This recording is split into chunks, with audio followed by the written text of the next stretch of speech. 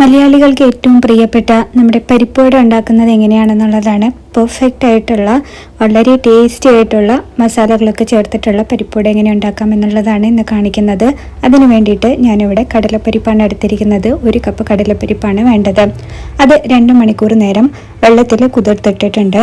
ഉച്ചയ്ക്ക് ഭക്ഷണമൊക്കെ കഴിഞ്ഞിട്ട് ഒരു 12 മണി സമയത്ത് കുതിർത്തിട്ടാൽ 3 മണിക്ക് നമുക്കെടുത്ത് അരയ്ക്കാവുന്നതാണ്.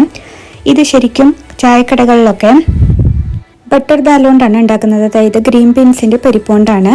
അതില്ലാത്തവർക്ക് ഇതുപോലെ കടലപ്പരിപ്പ് വെച്ചിട്ട് ഉണ്ടാക്കാം. ഇതാദ്യം നമ്മൾ വെള്ളം മൂറി കളയാനായിട്ട് വെക്കണം. കുതിർത്ത് വെച്ച് 2 മണിക്കൂർ നേരം കുതിർത്ത് വെച്ച കടലപ്പരിപ്പ് നമ്മൾ വെള്ളം മൂറാനായിട്ട് 5 മിനിറ്റ് നേരം സ്ട്രെയിനറിൽ ഇട്ട് വെച്ചാൽ മതി.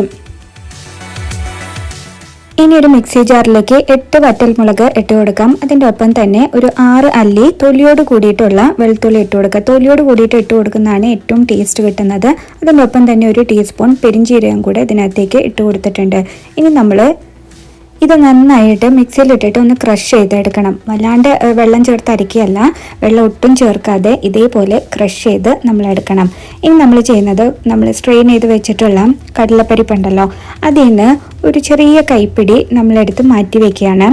ഇത് ഏറ്റവും അവസാനം നമുക്ക് മുഴുവനോടെ കടിക്കാൻ വേണ്ടിയിട്ട് ഇടാനായിട്ടാണ്. അപ്പോൾ ഒരു ചെറിയ കൈപ്പിടി നമ്മളിത് മാറ്റി വെച്ചിട്ടുണ്ട്. അതിനുശേഷം ബാക്കിയുള്ള കടലപ്പരിപ്പുണ്ടല്ലോ, അത് ഇതിൻ്റെ കൂടെ, ഈ മസാലയുടെ കൂടെ ഇട്ടിട്ട് അരച്ചെടുക്കാം. ഞാൻ വലിയ മിക്സി ജാറാണ് എടുത്തിരിക്കുന്നത്, അതുകൊണ്ട് ഒരുമിച്ച് ഞാൻ അരച്ചെടുത്തു. ചെറിയ ജാറാണെങ്കിൽ 2-3 പ്രാവശ്യമായിട്ട് അരച്ചെടുക്കാവുന്നതാണ്. അരച്ചെടുക്കാമെന്ന് പറയുമ്പോൾ ജസ്റ്റ് പൾസ് ചെയ്യുക, ലെഫ്റ്റേക്ക് പൾസ് ചെയ്യുക, അല്ലെങ്കിൽ ഒരു 5 സെക്കൻഡ് നേരം അടിച്ച ശേഷം വീണ്ടും ഒന്നതെടുത്ത് ഒന്ന് കുലുക്കിയതിന് ശേഷം വീണ്ടും ഒന്ന് അടിച്ചു കൊടുക്കാം. അതായത് നല്ലോണം പേസ്റ്റ് ആവാൻ പാടില്ല, തെരുതെരുപ്പായിട്ട് അരിഞ്ഞു കിട്ടാൻ പാടുള്ളൂ. അപ്പോൾ ഇത് അരച്ചെടുത്തിട്ട് വരാം. അപ്പോൾ ഇതാ തെരുതെരുപ്പോട് കൂടിയിട്ട് നമ്മൾ ക്രഷ് ചെയ്തെടുത്തിട്ടുള്ളത് നമ്മളൊരു പാത്രത്തിലേക്ക് മാറ്റി കൊടുക്കാം.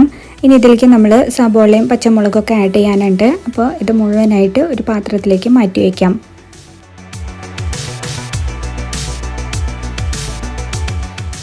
ഇനി അതിലേക്ക് ഇടത്തരം വലുപ്പത്തിലുള്ള ഒരു സബോള അരിഞ്ഞത്, അതേപോലെ കുറച്ച് കറിവേപ്പില, ഒരു ചെറിയ കഷ്ണം ഇഞ്ചി അരിഞ്ഞത്, 5 അല്ലി ചെറിയുള്ളി അതും കൂടെ ചേർക്കണം കേട്ടോ, എന്നാലേ നല്ല അടിപൊളി ടേസ്റ്റ് ആയിട്ടുള്ളൂ. ഒരു 3 പച്ചമുളക്, ആവശ്യത്തിന് ഉപ്പ്, അതേപോലെ നമ്മൾ കുതിർത്ത കടലപ്പരിപ്പ് കുറച്ച് മാറ്റി വെച്ചിട്ടുണ്ടല്ലോ, അതും കൂടെ ഇതിനകത്തേക്ക് ഇട്ടിട്ട് കൈ കൊണ്ട് നന്നായിട്ട് മിക്സ് ചെയ്ത് എടുക്കണം.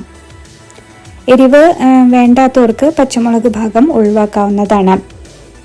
അപ്പം നല്ലോണം കുഴച്ചെടുത്തിട്ടുണ്ട്. അപ്പം അതിൽ നിന്ന് ഒരു വലിപ്പത്തിൽ, നമ്മളുടെ ഇഷ്ടത്തിനുള്ള വലിപ്പത്തിൽ ഒരു ബോൾ ഉണ്ടാക്കിയിട്ട് അത് നമ്മുടെ ഒരു കയ്യിൽ വെച്ചിട്ട് മറ്റേ കൈയിൻ്റെ കൈവെള്ളം ഉണ്ടല്ലോ അതുകൊണ്ട് ഇങ്ങനെ പ്രസ് ചെയ്ത് കൊടുക്കാം. അതിനുശേഷം ഇതിൻ്റെ അരിക്, നമ്മളുടെ ഈ സൈഡ് പരിപ്പുവടയുടെ അരിക് എപ്പോഴും തിന്നായിരിക്കും, നടുഭാഗം ഇത്തിരി വലിപ്പത്തിലായിരിക്കും, കട്ടി കൂടിയിട്ടായിരിക്കും. അപ്പോൾ അതുപോലെ നമ്മൾ ഇതിൻ്റെ സൈഡ്സ് പ്രസ് ചെയ്ത് കൊടുത്താൽ അത് തിന്നായിട്ട് കിട്ടും, നടുഭാഗം തിക്കായിട്ടും കിട്ടും. അപ്പോൾ അങ്ങനെ നമ്മൾക്ക് ഇത് പരത്തി വെച്ചതിന് ശേഷം എണ്ണ ചൂടാക്കാൻ വെച്ചിട്ടുണ്ട്. ഇനി അതിലിട്ടിട്ട് വറുത്തെടുക്കാം. ചെറു തീയിലിട്ടിട്ട് വേണം ഇത് വറുത്തെടുക്കാനായിട്ട്, കാരണം ഉൾഭാഗം വേവണം. അപ്പോൾ എണ്ണ നല്ലോണം ചൂടായ ശേഷം ചെറുതീയിലിട്ടിട്ട് നന്നായിട്ട് വെന്ത് ഇതുപോലെ നല്ല കളറായി വരുന്നത് വരെ വറുത്തെടുക്കുക. അപ്പോൾ നമ്മുടെ ക്രിസ്പി അടിപൊളി ടേസ്റ്റുള്ള പരിപ്പ് വട റെഡി ആയിട്ടുണ്ട്. എല്ലാവരും ഇത് ട്രൈ ചെയ്ത് നോക്കിയിട്ട് നിങ്ങളുടെ അഭിപ്രായങ്ങൾ കമൻറ്റ് വഴി അറിയിക്കുക. അപ്പോൾ ഇഷ്ടമായാൽ ലൈക്ക് ചെയ്യാനും ഷെയർ ചെയ്യാനും മറക്കരുത്. വീണ്ടും മറ്റൊരു വീഡിയോ ആയിട്ട് നമുക്ക് കാണാം. Till then take care and by.